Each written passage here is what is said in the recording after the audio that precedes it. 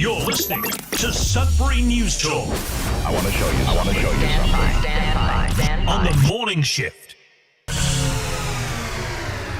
Anything could happen. Sudbury News Talk on the morning shift.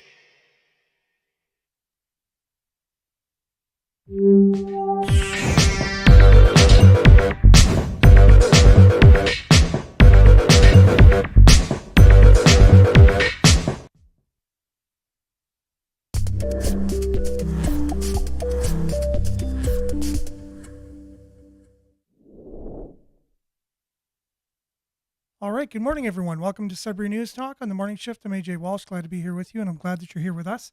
Got a great show planned for you today, as usual. We're live on CKLU 96.7 FM. We are also streaming at cklu.ca. And if you click on the Radio Player Canada app, you can stream us all day, every day. And if you click on the Radio Player Canada app, you can download it as well. And if you do that, you can have it on your device and listen to us anywhere, anytime. Also, we are on Facebook Live at facebook.com/Sudbury News, youtube.com/Sudbury News. Make sure to like, share, subscribe, follow. All of our social medias, we can be found at Sudbury News, everywhere on pretty much all platforms. Not that we keep them all current, but we're doing our best to do so. And we have a TikTok, Instagram, Twitter, Facebook, YouTube, soon to come Rumble. That's still in the process of being set up. So you can find us pretty much in a lot of places. We do try to cover local news and regional news, provincial, federal, international, issues that are important to you. Even international issues affect the way that we are,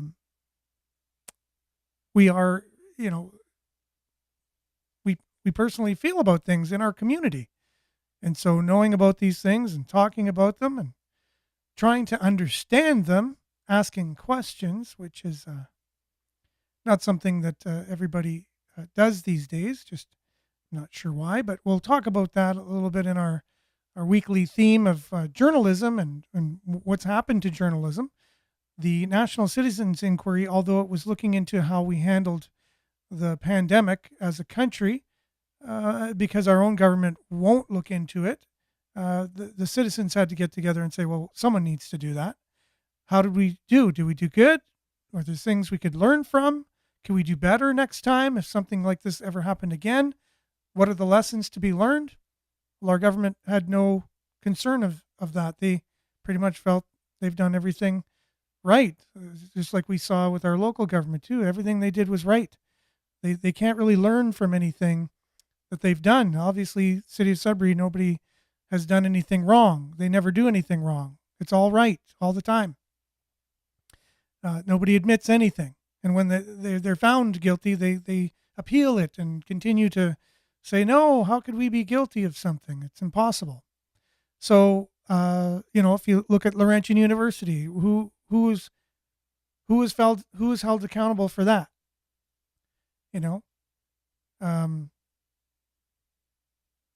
the person who was to be held accountable just kind of hopped around and was the CEO of our hospital, and then basically just moved on to be the CEO of another hospital. And no accountability, right? So we see this time and time again. Remember the transit fiasco way back, where there was a couple $100,000 just missing, and nobody was held accountable for that either. Just hundreds of thousands of dollars goes missing, and nobody's held accountable. Jerry Lougheed Jr., on audio tape, totally hear exactly what he's saying, convincing a candidate to step down so another candidate can get in, goes to court, not held accountable. Who's held accountable these days? Anybody? So these are local examples, and there's more. There's a lot more. But this goes on at every level, right? And so what are we to do? So at least this National Citizens Inquiry, it was looking into us as a federal, provincial, even local, how we handled the pandemic, and could we have done a better job? So anything you do in life, especially something that big that transformed our world, it's the same thing as after 9/11, the world was not the same. And after the pandemic, the world was not the same. So something that world changing and life altering needs to be looked at and say, okay, there were a lot of decisions that were made during the course of this time. Which ones were good? Which ones weren't so good? But very few people, other than the National Citizens Inquiry, were really asking those questions. And what was the media's responsibility in all of that? Like, where is the media? The media used to be there to hold people to account. If even they weren't held to account in our courts of law, the media would hold them to account. By just asking questions, it's really not that hard. So why did you do this? Where were you on this date? Like an investigator, a police officer would do. Where were you? Can you corroborate that? Can you give me the names of the people? You just get to the bottom by asking questions. That's it. That's all the media has to do. And so what? What was the media doing during all of this? Were they asking the right questions? Were they trying to hold people to account? Saying maybe that decision was you were overstepping just a little bit too much here. But it seemed like as if they were all in lockstep. There was this government and media and large corporations like big tech. They kind of were on the same team. They were wearing the same jerseys. And they weren't there to hold each other accountable, which I think if they were all just doing their own things the way they were supposed to be doing, they would hold each other accountable. But that's not what happened. It was almost like they had a big meeting or something and said, okay, what are we going to do?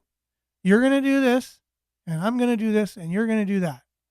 Okay, everyone got it straight? Let's go. Go team. They put their hands together. They go up. That's what it kind of seemed like. And they are all on the same page. But the National Citizens Inquiry goes, wait a minute. What just happened? Hello. Let's just interview as many experts as we can get from all the different areas, whether it's government, whether it's media, whether it's the healthcare system. And let's just talk about these things and see what the heck just happened. So in our clip that we had from yesterday, a reporter who worked for all the mainstream media outlets in Canada, including the CBC, was showing that the CBC, giving the definition of news gathering, which was what the CBC has been doing year over year as a public entity responsible for and accountable to the people of Canada, seemed to switch gears a bit during this time. And he showed the definition of news gathering and the definition of propaganda. So that way we can know the difference. And then showed some examples of news gathering on the pandemic and then from other outlets, and then showed CBC's news, and it fit into that category of propaganda. No surprise, right? So here we are paying for, in the tune of $1.5 billion or so dollars of your money, going to feed a machine that's going to just deliver propaganda to you. So why would I pay my hard-earned dollars? Like 33% or so of my check goes to some of my benefits and taxes. Then I take the leftover 2/3 of my money, and half of it goes to my rent or my mortgage. And then I take that other third, and everything I go to purchase has another 13% tax on it. And it's getting higher as the carbon tax is set to now go up more than what it is now. I now pay more carbon tax, which is questionable in and of itself. They've now collected over $50 billion of carbon tax money. And where has that gone? Well, because we live in a socialist country, there's no transparency. You put it into a big kitty and you trust the government to spend it. So if the government's telling you there's a there's a climate crisis, you need to pay more, even though you're already paying 1/3 of your paycheck and 13% of everything you buy. You're going to have to get more tax on everything. And we're going to keep increasing that. And you don't know what we're paying with the money that we're taking from you. Like, that's just very questionable. It's very just not right. Just not like if I told you, hey, let's build a country, we'll just go off and start a country right now. I'll be in charge.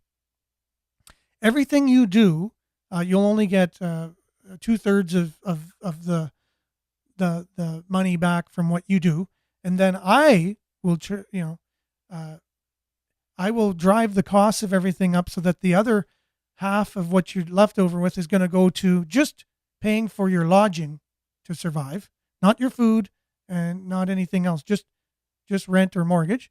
Then I'm going to charge you 13% on everything else you pay for. And then I'm going to charge you other taxes on top of that.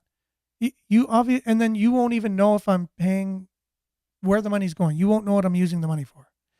That wouldn't sound very, I don't think you'd go along with it. But here we are. We're going along with it, right? Crazy world we live in. Anyways, big rant at the beginning of the show. I apologize for that. But we will be talking about that towards the end. So if that interests you, what I was just talking about, and you want to know more about it, and we're going to dive a little bit more, if we have the time, into each of our institutions, because it's got to this point. How did it get to this point?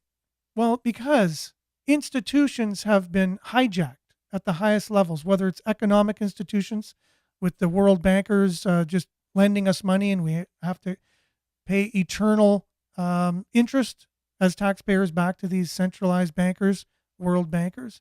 1971 is when Canada got on board to that program. 1912, I believe it was, Christmas time, or was it 1913? The United States went with the Federal Reserve, which is central bankers, where there's this just large elitist group of bankers that say, okay, no, we will supply you your money. You just have to pay us interest back. But it's the people that pay the interest back. So your economic system has been hijacked by central bankers. Then your educational institutions has been hijacked by the same elitist group of people. And they teach your children. They taught you, and now they're teaching your children, and it's getting more and more to what they want to teach, these small group of elitist people who have something called money. And with money, you can pretty much get most people to do whatever you want with it. So they are able to, over time, with their money and resources and power, be able to infiltrate and hijack the educational institutions. So that way they're teaching the things they want to be taught. Like, you ever think to yourself, why weren't your kids taught to make a peanut butter and jam sandwich in school? Or how to make something, or how to build something, or how to manage their money, or how to, real things that happen to them in real life? Like, why aren't they taught these things? Have you ever thought that to yourself? And so the medical system as well, hijacked. You would think that the health care system was about health and being healthy. We've never been so unhealthy ever as a society. The Western world especially, you can tell we're so unhealthy. It's because the system was hijacked. It was hijacked by the same small group of people with a lot of money and power. So they have these resources that people seem to love for some reason. And, you think they wouldn't go along with these things, but everyone's got a price, right? So, okay, you wouldn't go along with it maybe if someone offered you 100 grand, but maybe you'll go along with it if they offer you 500 grand, right? And they have endless sources of money and power. So maybe you can get that job you've always wanted, and we can get that for you. And we can make sure you get a lot of bonuses and whatever, if you go along with us, and they don't even pitch it like that. It's kind of more subtle than that. But anyways, eventually they've now hijacked the healthcare system.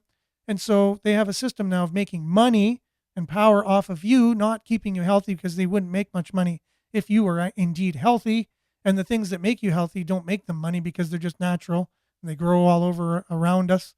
And God's provided all of that, a benevolent being or power or whatever have you, or even if you didn't even believe in God and just And that was fine. It just naturally happens anyways around you. You have things that you can eat that keep you healthy within 100 kilometers of you at all times, everywhere in the world, unless you're in a desert or on the ocean. But anyways, yeah, so this healthcare system, it's the health sick system, and it's designed to make money. And they've infiltrated the food chain and whatever, and the things in food. If you look at your packages, all the stuff on your food that you get when you go to the grocery store, look at all the things you can't pronounce and stuff, and then go research those things. And half the things cause different medical conditions, in which they then own the pharmaceutical companies, which they're happy to have you come to their healthcare facilities and then offer you these other solutions that cost money to you, and they make money off of it. So it's this one eternal circle that always comes back to them, the small group of people with all the resources, and they just use one by one the people that could stand in their way. They are evil. They will either bring you into the club or just dispense of you. So you either come in or you're dispensable. And so that's the way that it works. Till eventually they got everything and everyone. And that's when they'll know that system actually doesn't work even to their own benefit, because they're basically just eating their own tail, and they will not have anything good left to enjoy. There will be no spoils left, because that's not the way this world was designed to function. So anyways, they haven't caught on to that yet. They're just in fear.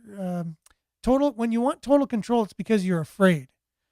You see this with people in relationships, if they're narcissistic or whatever.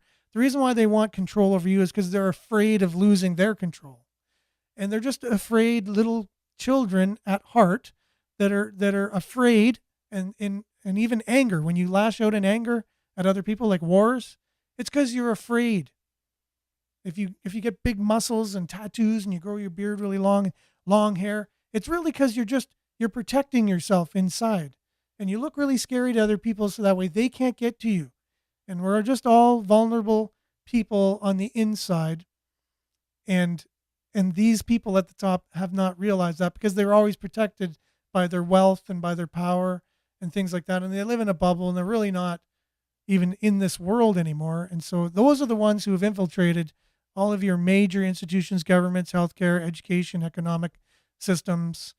And we'll see a little example of this at the end of the show by showing how it was through the pandemic. It kind of revealed that, because they went out and said, hey, here's an opportunity. Like Justin Trudeau said, here's our chance for a reset. Never let a good crisis go to waste, kind of thing. So you kind of saw a little peek behind the curtain during the pandemic, but it also revealed the players in the game too, right? So this particular former journalist was revealing how at least our major news organizations, including, and if not at the top of the food chain, the CBC, was implicit in all of this.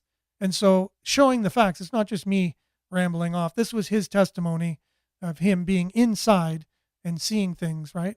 And then we'll have a healthcare expert explain why our healthcare system, backing up basically what I just said, showing how it's infiltrated and how it's not really for our benefit in making us well. It's actually making us more sick for the purpose of power, control, and profit, which it usually is. And so we'll be back, if that's interesting to you, after our weather and our local news headlines and some shout outs and things. And again, I apologize a bit for the lengthy rant at the beginning of the show, but we'll be back with the weather right after this.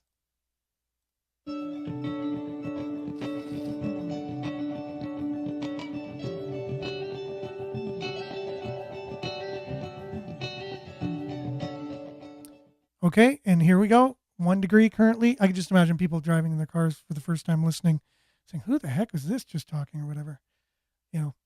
Here's some conspiracy guy on the radio, but it's not conspiracies. It's just kind of like the world you live in, just 101 basically. And it's okay. It is what it is the saying, right? But anyways, if that interested you, or at least made you think, what That's crazy talk. Just pay attention to the end of the show and you'll kind of see a little bit where we're coming from. Currently, it is -1 degree and it feels like -6. Today, flurries, local amount of 2 to 4 centimeters. Temperature steady near -2. The wind chill will feel like -11. Tonight, flurries, wind will be moderate. The low of -11. Wind chill will feel like -9 in the evening and -16 overnight. So a little cooler than we've been getting. Wednesday will be a mix of sun and cloud. 40% chance of flurries early in the morning. Wind will be gusting up to 40 kilometers. High of -7. Wind chill will feel like -17 in the morning, -12 in the afternoon. Now, does that mean things are going to be getting colder? Not just yet. Again, 40% chance of flurries tomorrow, -7. Tomorrow, cloudy, +2. Friday, +6. Mix of sun and cloud. 30% chance of snow on Saturday, high of -1. 30% chance of flurries on Sunday, but a high of +1. Mix of sun and cloud and -6 on Monday, December the 18th. It is still a lot milder than seasonal norms this time of year for here, which I'm really grateful for. But anyways, look at your satellite. Tons of clouds everywhere. Very few clearing patches throughout northern and central Ontario. That's your Sudbury weather, brought to you by SudburyWeather.ca. We'll be back with news headlines, your comments, and much, much more, as we discussed in the beginning of the show, right after this.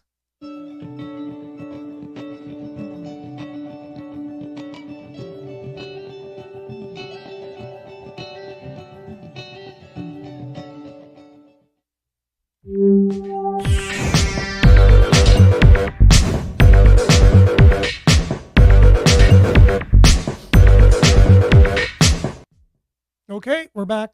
Thanks for staying with us, sticking around. And so many comments. Again, it's my fault for just going off this morning. Appreciate you guys being with us. Good morning, everyone from Barrie. That's Marianne. And Monique, good morning. Sudbury, a sunshine emoji with a smile. Much appreciated. Liked and shared, Marianne. Thank you so much. Judy, good morning to you, as well as Denise. Good morning, everyone. Belinda, good morning. As you usually have a cool saying in the morning, light is to darkness what love is to fear. And see, I did not read your comment, and we seem to be on the same page pretty much every day.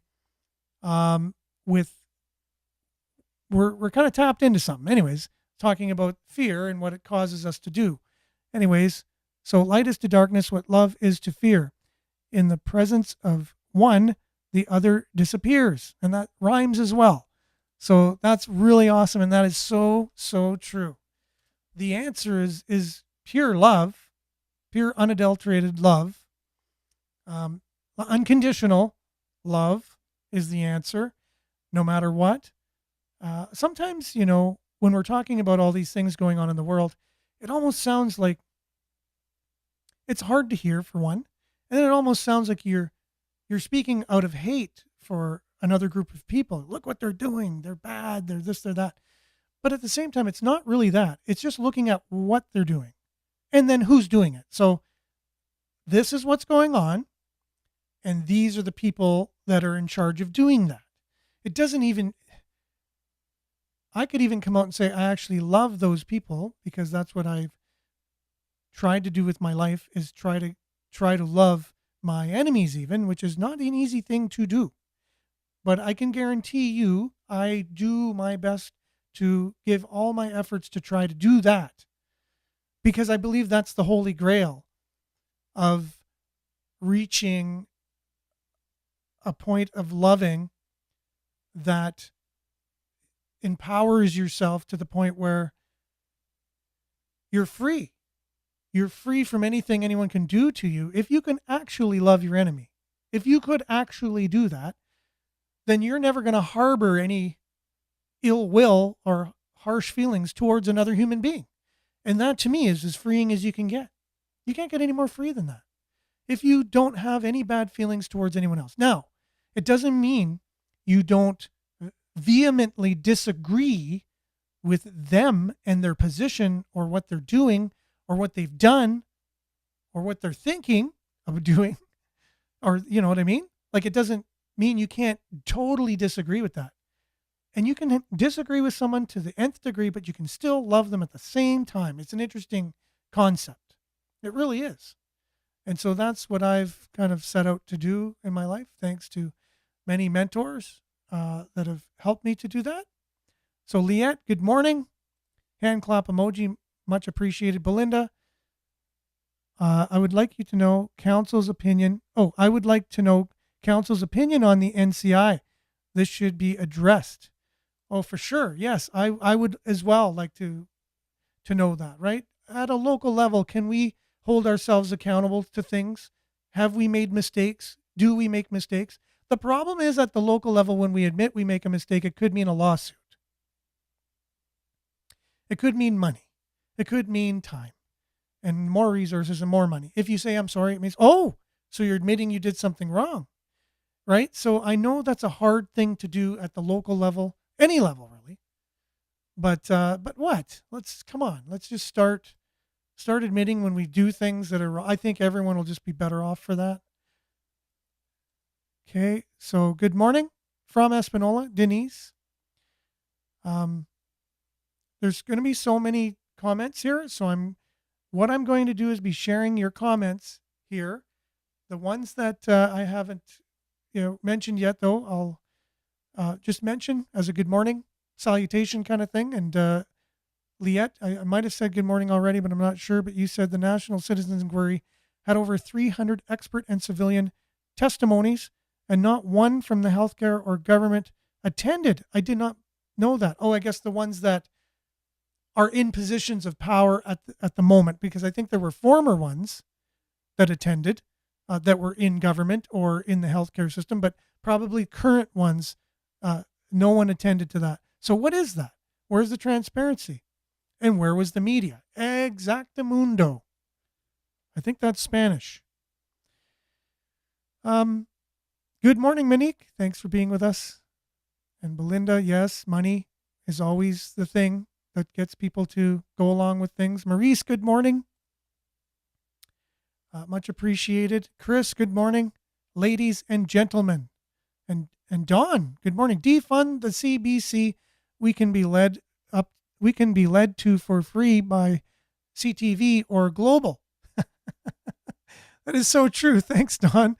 100%. Thanks for being with us and good morning. Okay, Belinda again, thank you very much. Liette, questioning the media. For sure, we always have to do that. And I apologize for going through these because it was my rant who sparked all the comments. I'm so sorry in some ways for that.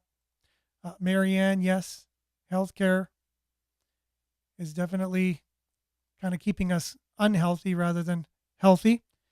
Kevin, good morning. Thanks for being on, my friend. Good morning. Because the propagandist Edward Bernays said so.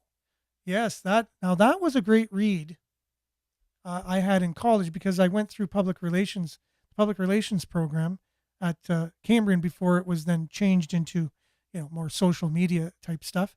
And we actually learned about propaganda and how the Rockefellers, very powerful family in the United States, actually owned a mining operation, and they unionized, or whatever it looked like back then in the day. It was like a union, and they all rose up together. And the Rockefellers even publicly admitted they had the union leaders killed, I think, in their families. And this would have been bad press for the Rockefellers. So they hired this company to go in and make it all better. Make it look like the union were the bad guys and that the Rockefellers had no choice but to kill them. And so propaganda in the United States was born. That same company went on to do public relations for the tobacco industry. So we know how that all went, and so on and so forth. So it's interesting. Propaganda is a real thing, and it is in our society, and it's good so you know what is propaganda and what is news gathering, like the particular gentleman was talking about today. And we'll get to his comments and continue on with what he was saying on today's show. Denise, great comment there. Make sure everybody to read And if you're on the radio, go back and watch the show again, read everyone's comments. A lot of the viewers and listeners have really important things to say.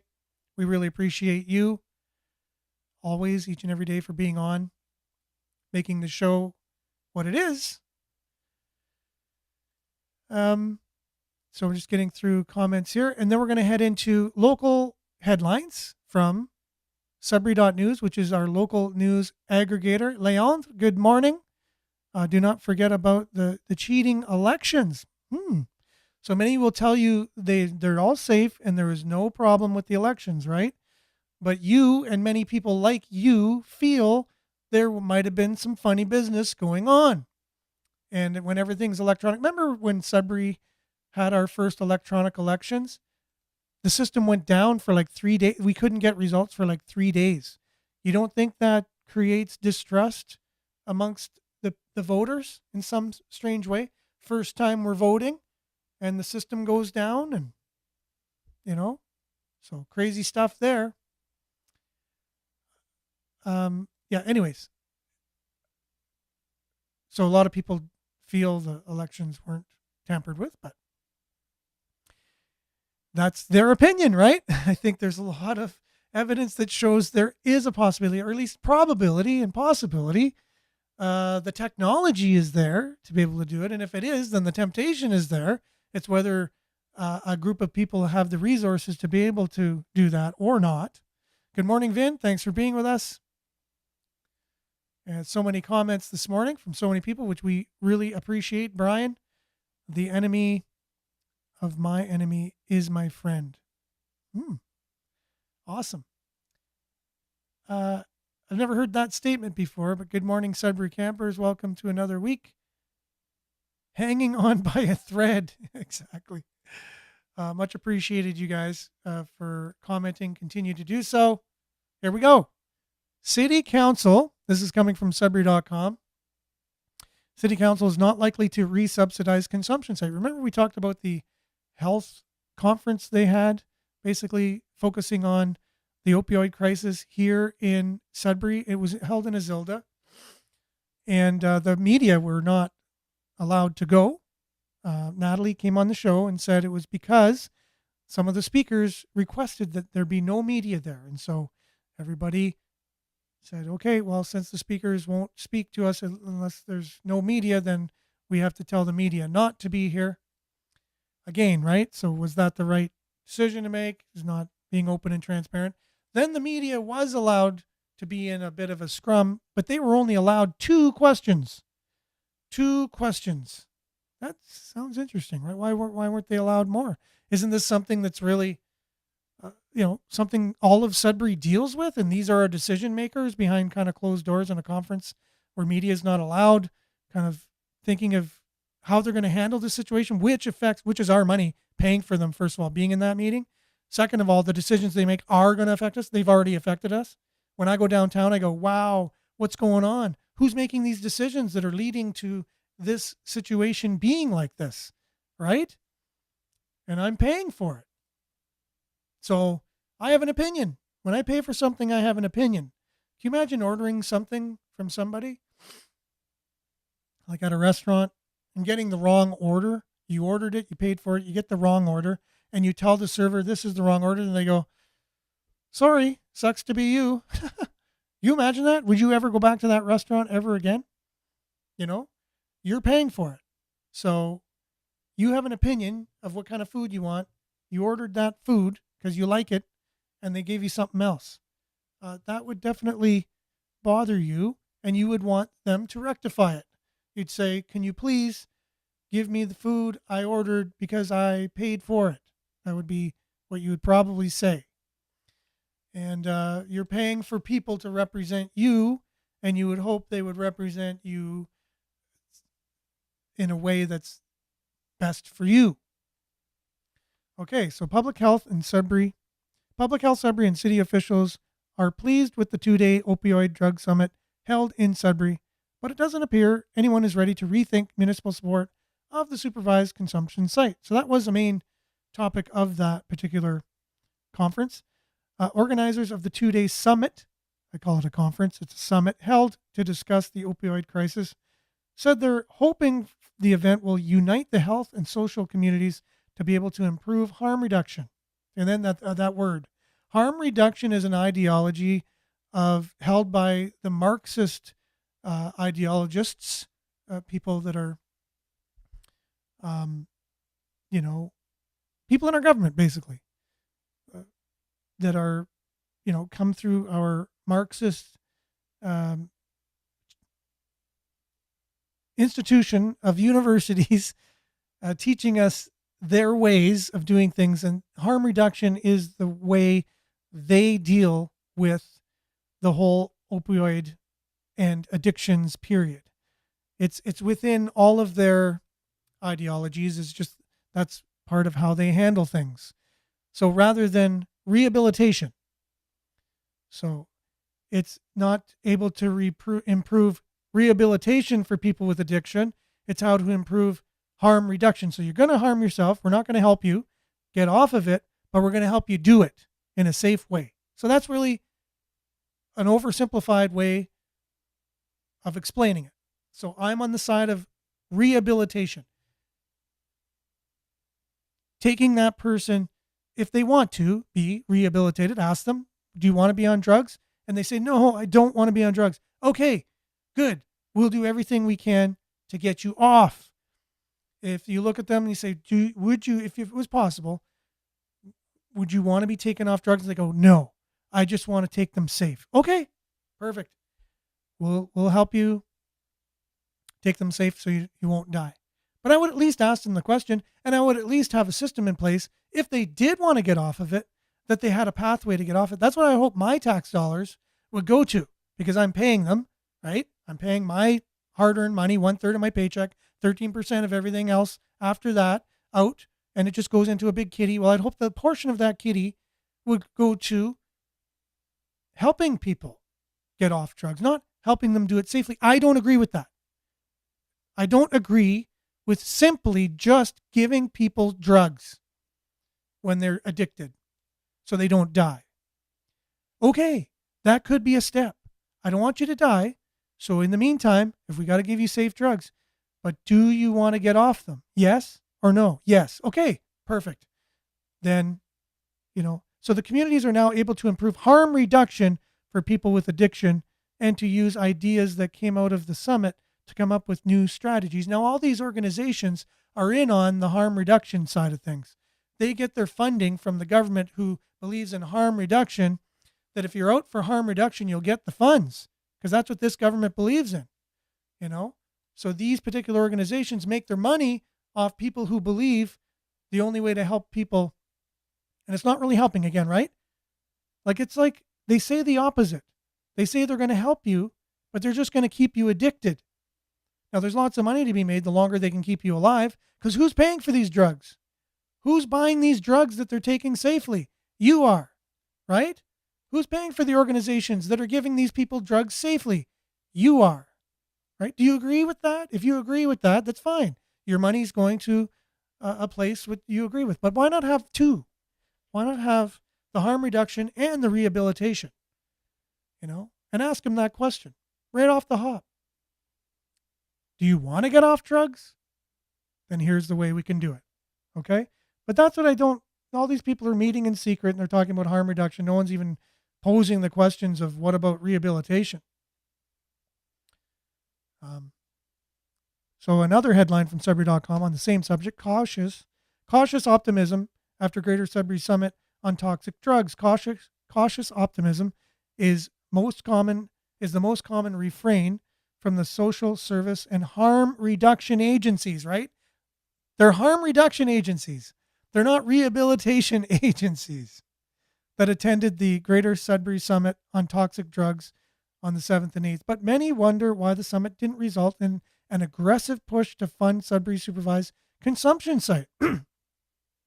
Organized jointly by Public Health Sudbury and Districts and the City of Greater Sudbury, Sudbury.com spoke with several people in the harm reduction and social service field who had hoped the summit could help to inform decision makers in the city and perhaps result in actionable recommendations. To that end, Kayla Pelin, the director of peer engagement for Rezo Access Network, told Sudbury.com, a seed was planted. The summit was held in Isilda. On the 7th and 8th, a chance organizers said to bring together the voices of those who work in addiction and harm reduction with the decision makers in government, including City of Greater Sudbury staff and council members. So harm reduction, again, when you hear that word, you know what it means. It means give people drugs safely, keeping them on drugs forever. Well, I'm just saying that the result of harm reduction would, at the end, what's your goal? So let's ask someone, what's your goal with harm reduction? It's to keep people alive. By doing what? Making sure they don't overdose on bad drugs. Okay, but what's your goal? Well, that's my goal. Well, is your goal then to keep them addicted? No, my goal is not to keep them addicted. Okay, but what's the result? Well, it keeps them addicted safely. Okay, but so you're not reaching your goal then? What is your goal? Like if you're starting a business, you need to have a strategy. You need to have goals. You need to have KPIs. You need to have actionable items. So what are all these things? Let's see that on a chart. Let's see on a chart, like I'm taking in my Masters of Business classes, your strategy. What's your end result? You want to do what? 30%? You want to save 30% of people? You want to save 50% of people? But at the end of the day, who's off drugs? Nobody. If anything, it's getting more people on drugs. Because I know through sources we've had on the show that say that a lot of people who are addicted and they get the drugs that they're given, they're not strong enough. They want the hard fentanyl. So they'll sell the free drugs they're getting to who? For cheap?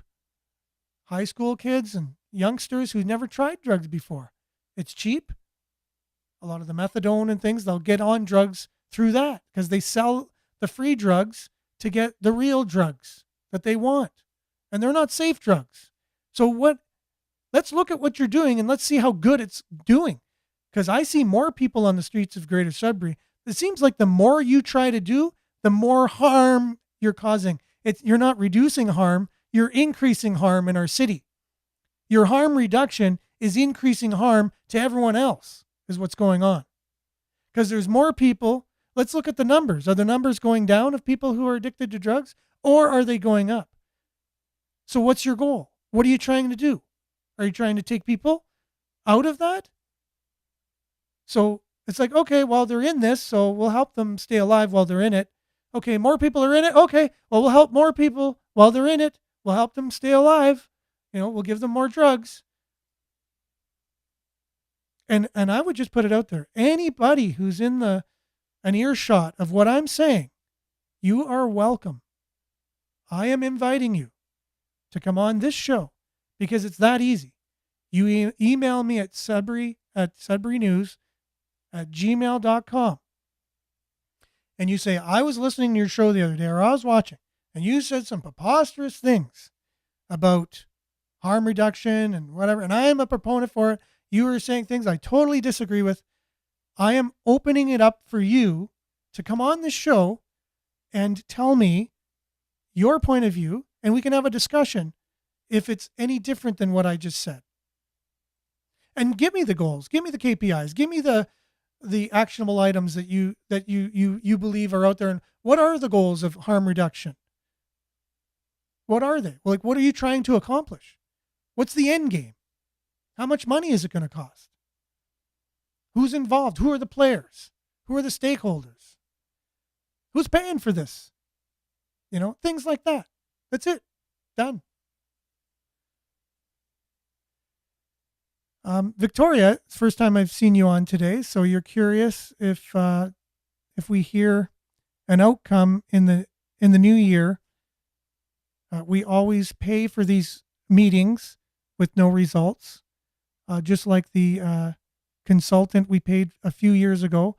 The city of Sudbury cannot seem to get it together. Well, it's true. I never even thought of what was the rental for this place they were in. How much did that cost? What food was served? Who paid for the food that everybody ate over the 2 days? Who paid for the time for all the people being there? it was your tax dollars no matter what. Whether they were elected officials, your tax dollars, whether they were from these organizations, these harm reduction social services that were there, they're given grants from your money, right? So no matter what, your money paid for that. And then they said your media, who is supposed to inform you, is not allowed to be in there, right? Period. So, and whether that's not even the biggest deal. I keep saying that over and over. That's actually not even the biggest deal in the world. It's okay. You had a summit, as you called it. Now what? Let's see people's lives get better from these meetings. Let's see some real leadership, not take your orders from your puppet master. Who doesn't have a puppet master who's in positions of leadership? Are you really the leader? Who are you taking your orders from? Do you take orders? Answer that question of yourself. You don't have to even come on the show and answer it publicly. Just answer yourself that. Who do you take orders from? Who is your leader? If you are a leader, you're being paid from us, from people, to lead us. So we should be your leader in that way. And are we? Or is somebody else? Do you get a phone call every once in a while and an email saying, hey, make sure you say this? And if you get an email from someone every once in a while or a phone call, who's it from? Right? And are they paying you? Well, they would. They probably did or could have at some point. In some ways, there's benefits, or else you wouldn't be listening to their email or their phone call, right? But just your conscience, And remember, you're accountable for everything you do in this life. You will be held to account for every single decision, every thought you make, every decision you make. You will be held accountable. Maybe not in this life, but you will be. And just know that. And know that it's never too late to change the tune, change the program, switch the dial. Never too late to do that. It's in your power. You won't have an excuse that, I had no choice. I had to do it. That won't be an excuse at the time. Okay, so we digress as usual. That was the one local story that we went off on. Again, National Citizens Inquiry, going off of what this particular insider reporter was talking about from yesterday. We'll continue with that, and then maybe we'll get to the healthcare thing tomorrow. Oh, wow. I can't believe it. All right, time goes by too fast. We need more time on the show. This is the National Citizens Inquiry that we talk so highly about, that we need more of. And this is pretty telling. Okay, former CBC and other mainstream reporter, basically like a whistleblower on how they handled the pandemic. There's a definition of news gathering, and you'll see, interestingly, that news gathering is one word in the English language. It's not two words as it appears that it should be. And that's because it's very specific. It's the process of doing research on news items, especially ones that will be broadcast on television or printed in a newspaper. Now, how much research was done by the CBC to determine 10 days after the emergency that it didn't happen in a lab? Another definition here is propaganda. Persuasive mass communication that filters and frames the issues of the day in a way that strongly favors particular interests, usually those of a government or a corporation. Also, the intentional manipulation of public opinion through lies and half-truths and the selective retelling of history. This is what was going on in that piece. That's why it felt so wrong to me, because there was no news involved. There was only propaganda. What the Washington Post did with its lab leak theory story 10 days after the CBC said it wasn't from the lab was news gathering. It was investigative reporting. What the CBC did when it said don't trust your family if they think it came from a lab, that's propaganda. That's the difference in the definition of those two things. The Vanity Fair piece, reviewing scientific publications for a decade and uncovering the fact that human lungs were engineered on rats in Wuhan lab in 2019, just before the outbreak, is news gathering. Exceptional news gathering. I'm jealous of how good that news gathering was. What the BBC did, reporting on the FBI, saying they've known for a long time that it came from the lab, was news gathering. That's kind of news of the day, daily news. They said it, we're telling you they said it. What the CBC did by warning Canadians not to trust their fathers about a lab leak theory was propaganda. March 4th, 2021, about a year after the emergency, the editor-in-chief of CBC News, Brodie Fenlon, wrote on his blog, a recent survey found that about half of Canadians think journalists are purposely trying to mislead them. Well, that's because we're on to you. At least half of us pay attention to our gut, and we know that you are purposely trying to mislead us. But Mr. Fenlon said that CBC is going to correct this. To promote trust in journalism, the CBC has joined 4 organizations. I didn't know that they joined these organizations until I began to look into this a little bit. One of them is called the Trusted News Initiative, which is designed to filter news through its own trust filter system. Another one's called the Journalism Trust Initiative. It's basically the same name, but this one does more or less the same thing. Another one's called the Trust Project, and then Project Origin. And notice that none of these organizations have the word truth in them. If you tell the truth consistently, trust is automatic. If you don't tell the truth consistently, you have to say things like, please trust me. So I'm just going to quickly outline what these things are, because they're all basically the same thing. The Trusted News Initiative and the CBC announced together on the 27th, prior to the Adrian Arsenault piece, that CBC and Radio Canada are joining an industry collaboration of major media and technology organizations to rapidly identify and stop the spread of harmful coronavirus disinformation. I think the pandemic really started in China about 4 months prior to this, and 4 months prior to an unknown virus killing so many people, there is no disinformation. The scientists among our commissioners will tell you there is only information. And just to give a sneak peek of tomorrow, so we'll continue with that. So that was a bit of a review from yesterday. We already had that. We already talked about this. We already seen this portion. He goes through those initiatives that particular person from CBC was talking about, right? So he goes through them. And then, so it gets to the whole healthcare system in general is questionable, right? So there's this gentleman speaking to a conference in Florida at a summit. Yes, this was another summit on health, but this is the take on this. This was Dr. Paul Marique. He has so many letters behind his name. It's insane. So anyways, a little sneak peek of what we can have tomorrow. More of that particular reporter talking about it's either on purpose or it's total incompetence. But the more we see it, it looks like it's more and more on purpose by a small group of people utilizing different institutions like our media, like education, like health, like governments, like economies, all of these things. And they seem to kind of utilize these institutions to their benefit. But anyways, so this will be the topic tomorrow that we'll cover too. Little sneak peek. Our healthcare system is a hoax. And so my advice to you, don't get sick. Don't go to the hospital because they're going to kill you. What you got to do. Okay, that sounds pretty darn harsh, right? So if you want to stay tuned for tomorrow to see how the heck this guy could get away with saying that, wow, so many people would be listening to that and say, as if that's preposterous to say something like that, right?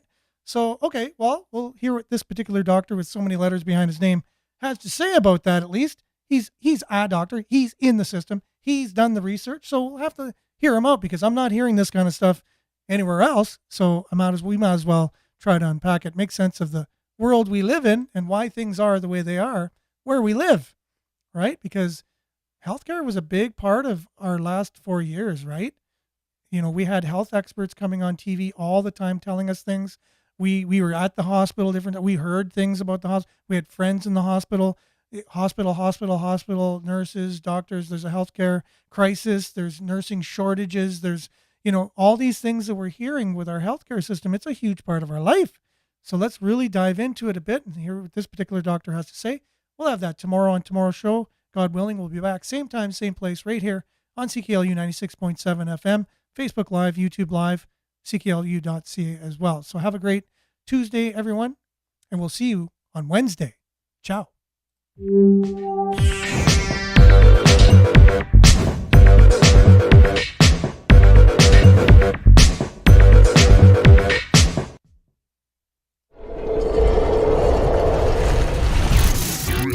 This is Sudbury News Talk on the morning shift.